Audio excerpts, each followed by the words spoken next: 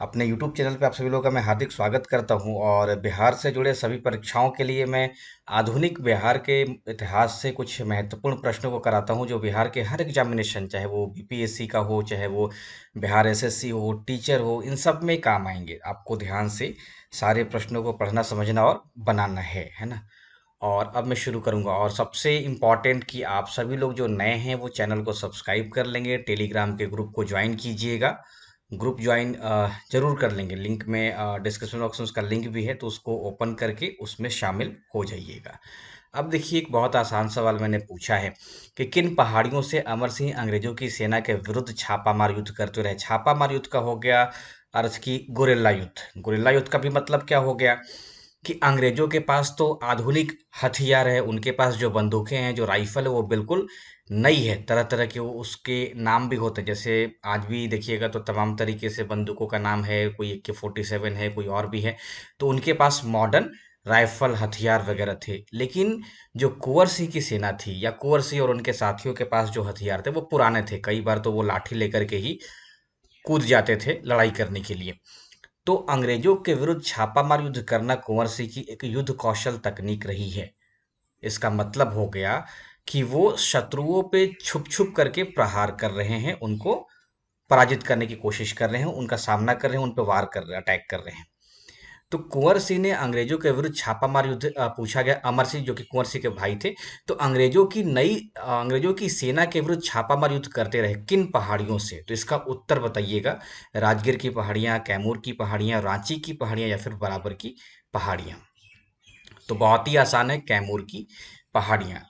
तो कैमूर की पहाड़ियाँ आपको पता ही है कि बिहार के दक्षिण पश्चिम भाग में स्थित है, जिसको हम लोग विंध्य की पहाड़ियाँ भी कहते हैं। तो कैमूर रोहतास की पहाड़ियों से ही वो अंग्रेजों के साथ छिप छिप करके छापामार युद्ध करते रहे। नेक्स्ट प्रश्न पूछा गया, दानापुर की सैनिकों ने कब कंपनी के विरुद्ध विद्रोह किया। 25 जुलाई 1857, 25 जून 1857, 25 मई 1857, या फिर 25 अगस्त 1857। तो इसका उत्तर हो जाएगा ऑप्शन ए, 25 जुलाई। देखिए यहाँ पे इस डेट को याद करने के साथ साथ दो तीन डेट और याद करना है। बिहार अविभाजित बिहार, जिसमें उस समय झारखंड भी शामिल था। तो ये विद्रोह शुरू होता है देवघर के रोहिणी से 12 जून 1857 को। अगर रोहिणी वाला पूछा जाएगा तो आप लोग 12 जून 1857 को ही लगाइएगा। उसके बाद इस जून का इस विद्रोह का प्रसार होता है पटना में 3 जुलाई 1857 को। 3 जुलाई 1857 को विद्रोह पटना तक पहुंच जाता है और पीर अली फिर मोर्चा संभाल लेते हैं। और उसके बाद दानापुर में विद्रोह होता है 25 जुलाई 1857। 25 जुलाई 1857। और इस तारीख के बाद अंग्रेज दानापुर छावनी के 3 रेजिमेंट की सेनाएं या सैनिक पहुंच जाते हैं जगदीशपुर, और कुंवर सिंह को अपना नेता चुनते हैं। देखिए कुंवर सिंह की अगर आप आज 24 तारीख है तो कल 23 अप्रैल था। और 23 अप्रैल को विजयोत्सव यानी कि विजय उत्सव भी मनाया गया है। विजय उत्सव, इसका मतलब हो गया कि आज ही के तारीख के दिन पिछले बार कुंवर सिंह ने जगदीशपुर में अंग्रेजों को भगाया और जगदीशपुर पर अधिकार कर लिया था। तो इसी खुशी में हम विजयोत्सव मनाते हैं। तो ये आपको ध्यान रखने की आवश्यकता है। और साथ ही कुंवर से प्रेरणा भी लेने की आवश्यकता है। क्यों लेना है? क्योंकि पीटी फेल हो जाने के बाद लोग निराश हो जाते हैं कि पीटी नहीं हो रहा है, और वो अपनी रणनीतियों पे कभी समीक्षा नहीं करते।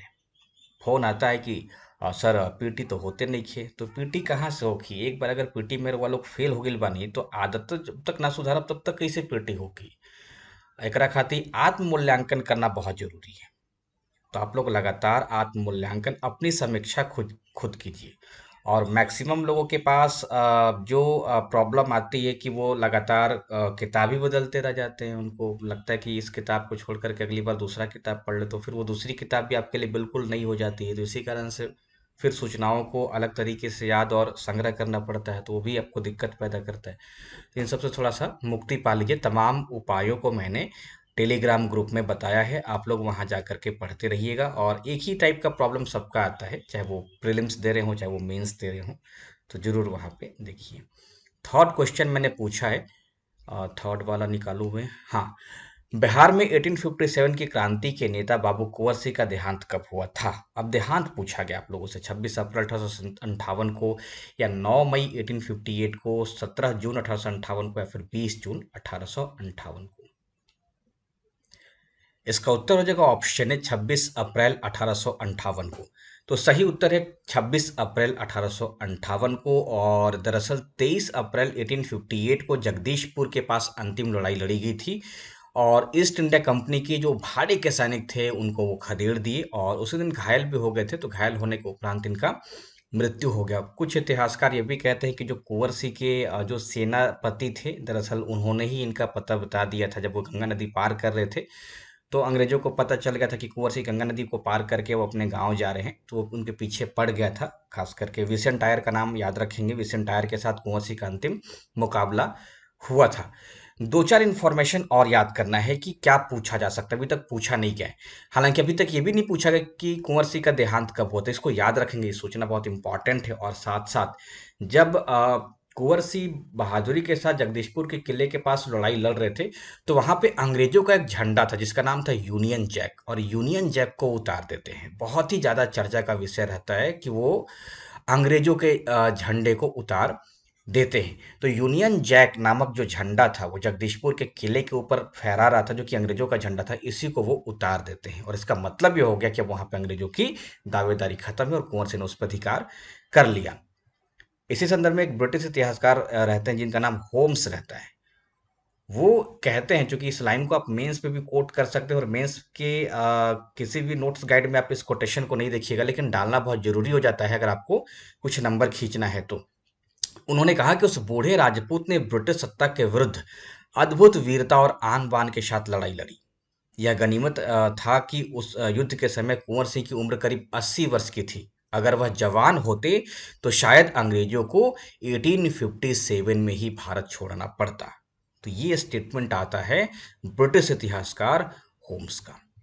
इसको मेंस के संदर्भ में आप प्रयोग कर सकते हैं, ताकि कुंवर सिंह के बारे में कुछ प्रभावशाली तरीके से व्याख्या किया जा सके, है ना। और कुंवर सिंह के भाई अमर सिंह थे, जिसके बारे में भी आप लोगों ने एक सवाल भी बनाया, और उनके सेनापति का नाम था हरे कृष्ण सिंह। हरे कृष्ण सिंह, इनके नाम को भी याद रखेंगे, पूछा सकता है कि ये या कुंवर सिंह के सेनापति थे, तो दो चार ठो नाम दे देगा तो आपको फिर दिक्कत हो सकता है। तो हरे कृष्ण सिंह को भी आप याद रखेंगे। नेक्स्ट क्वेश्चन है, 1857 के विद्रोह ने बिहार के कई नगरों को प्रभावित किया। बिहार के विभिन्न नगरों में विद्रोह के विस्फोट का सही क्रम निम्नलिखित में से कौन प्रस्तुत करता है? अभी मैंने बताया आप लोगों को।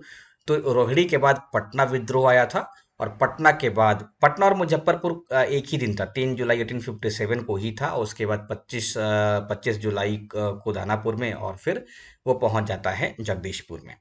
तो ये आप याद रखेंगे।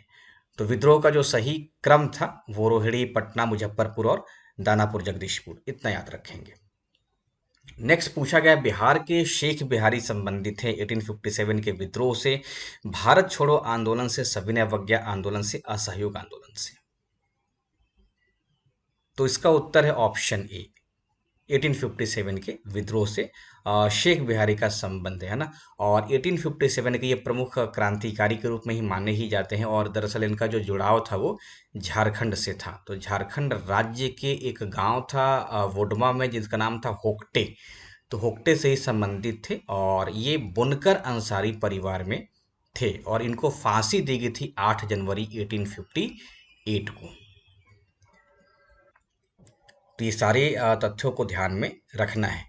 और अब आप लोग लगिए, क्योंकि आपको पता चल गया कि 3-4 दिन पहले बीपीएससी ने एग्जाम का कैलेंडर जारी किया। उसमें जो कैलेंडर है बीपीएससी पीटी का, वो 30 सितंबर को ही दिखा रहा है उसमें। तो अब आप लोग लग जाइए। एक बड़ी समस्या होती है कि अधिकांशतः लोग नोटिफिकेशन आने के बाद तैयारी करते हैं, तो उनको मात्र 3.5 महीने का या 4 महीने का समय मिल पाता है तैयारी करने का। और यही कारण है कि फिर कुछ बार कुछ समय ऐसा होता है कि वो उस दौरान वो पूरी तरीके से तैयारी नहीं कर पाते हैं, और उनको फिर विषयों पे पकड़ हो नहीं पाता है और फेल कर जाते हैं। तो अभी से ही लग जाना बहुत ही जरूरी रहेगा, ठीक है। नेक्स्ट बनाइए, बिहार में 1857 का जन विद्रोह सर्वप्रथम किसके नेतृत्व में हुआ था? कुंवर सिंह, अमर सिंह, पीर अली, या फिर हैदर अली? ये देखिए, दिमाग लगाना है यहाँ पे, तुरंत बना नहीं लेना है। तो 1857 का जो जन विद्रोह हुआ था, अभी आप लोगों ने देखा कि पटना से शुरुआत होता है, तो पटना को ही याद रखेंगे, पीर अली के नाम को याद रखेंगे। नेक्स्ट है, बिहार में 1857 का विद्रोह व्यापक रूप से सर्वप्रथम कहाँ हुआ था? राजगीर, पटना, मुजफ्फरपुर या फिर मुंगेर? आंसर कीजिए।